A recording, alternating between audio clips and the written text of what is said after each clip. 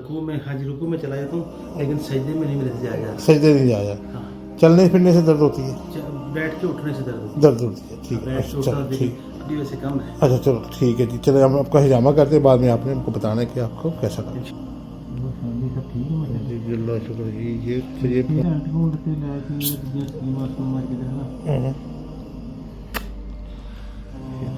ये है जी आपका माल, और ये भी हम अपना माल इकट्ठा कर रहे हैं जी।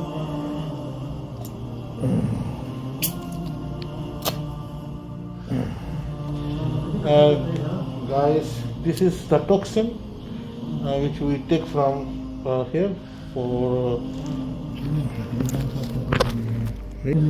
जी अल्लाह, एक ग्रुप दे ग्रुप पता ये जी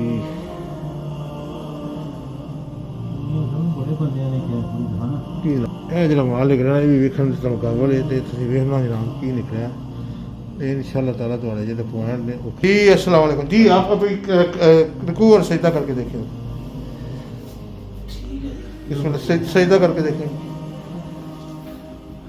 पहले आपसे सजदा नहीं था हो रहा, उठ के देखें। अभी बिल्कुल कमर का दर्द ठीक हो गया जी? पक्की बात है? पक्की बात है जी? Okay okay.